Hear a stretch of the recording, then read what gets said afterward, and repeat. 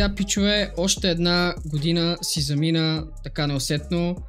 Това, което искам да ви кажа за тази година, обикновено знаете, че ако няма видима причина, не правя такъв тип видеа, понеже според мен са излишни, но това, което се случи през цялата година, беше поне според мен една от най-успешните ми години, нали, като направим чисто субективно погледнем последните 3-4 години и това, което се превърна моят канал.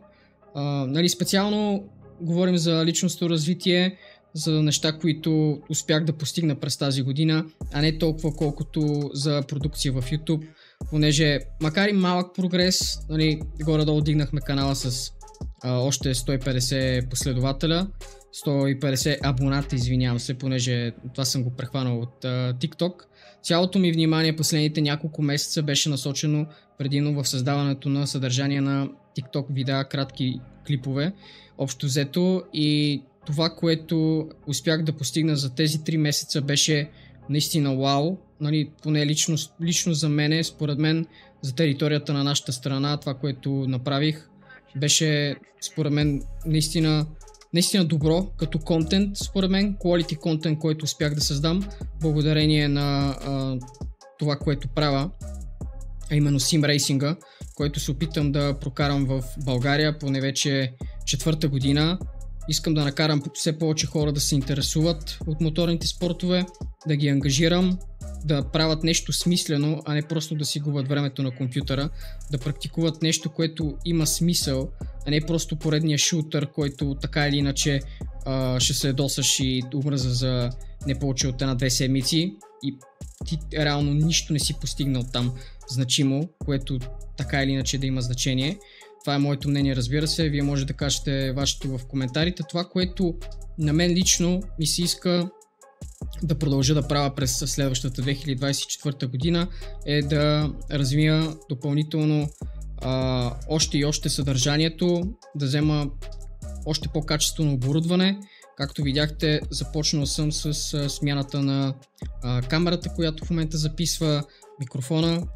Смених и него в последните няколко седмици, само и само за да увеличавам качеството на контента, който създавам в канала, както този, така и този в TikTok, защото това, че правя съдържание там, не означава, че пренебрегвам YouTube аудиторията си, макар и тя да е съвсем малка. Да, общо взето симрейсинга никога не е бил толкова жив в България, но все пак малко по малко започвам да виждам хора, които всъщност те се интересуват от това нещо, просто не знаят за съществуването на по-голямо community симрейсъри. Това, което целя аз, е да обединя всички в тези два канала, които са в TikTok ми и в YouTube канала ми. За това, ако идвате от TikTok или ако сте в YouTube, но не знаете, че поддържам TikTok канал, да знаете, че можете да го намерите в един от първите линкове в описанието под това видео.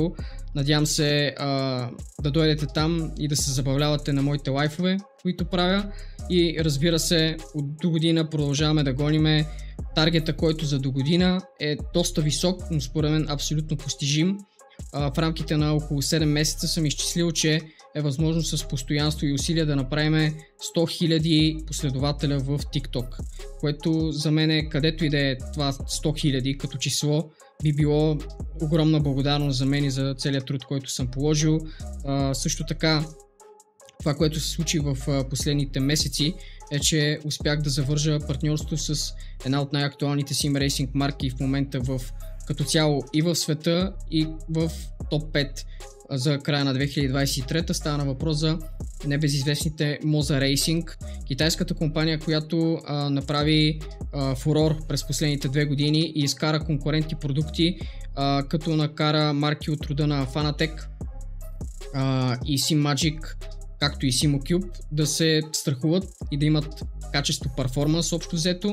Надявам се да продължим да работим с тях и да получавам още и още продукти, които да ви показвам на вас, да се интересувате, да има общо взето комуникация в самите коментари, да има нещо, за което изобщо да имам стимул да продължавам да практикувам симрейсинга, защото все повече се убеждавам, че година след година страстта ми към тази ниша става все по-голяма и по-голяма и имам все по-големи цели, за което искрено се радвам, че през тези години имах крепа от вас, за което съм искрено благодарен, че имаше някакъв отзвук от самите видеа и се надявам да продължи той да бъде и за следващата година, както и за напред.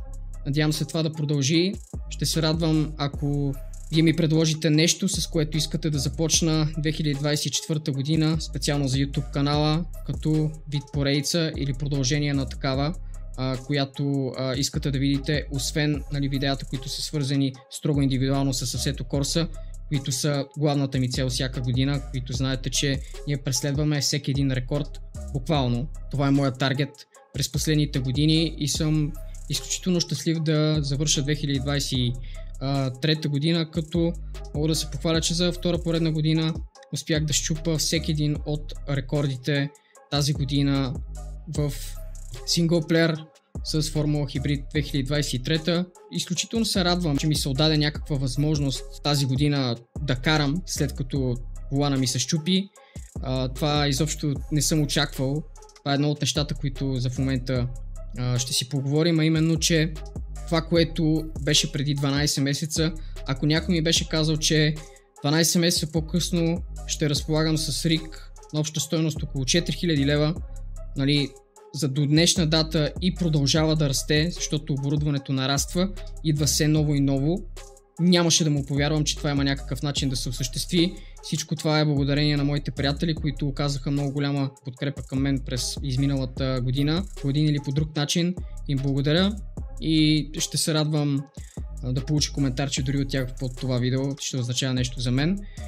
Това, което се случи, пак казвам, през последните 12 месеца, достигна границите на тогава, как да кажа, в най-смелите ми мечти не съм очаквал, че това има шанс как изобщо да се случи, че благодарение на това, което правя и контента, който правя, има шанс изобщо да има някакъв отзвук по-голям от това, което е било в границите на YouTube до сега.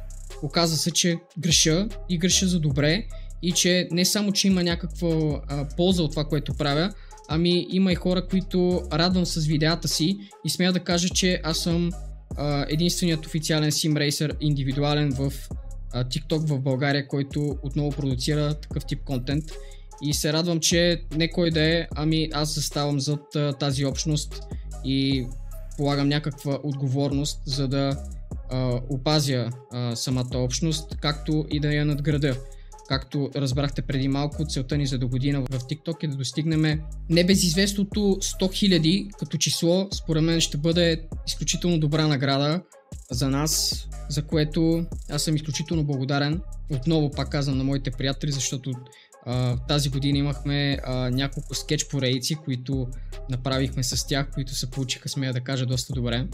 И за тази година може би сме подготвили отново разнообразен контент в началото на годината, понеже аз съм от хората, които съм като хамелеон. Обичам да разнообразявам и не държа на статуквото и обичам да сменям контента през някакво време и да правя различен тип видеа, защото виждам, че аудиторията се кефи на това нещо, или поне моите разбирания са за това, че има достатъчно брой гледания, които да ме мотивират да го продължавам да го правя.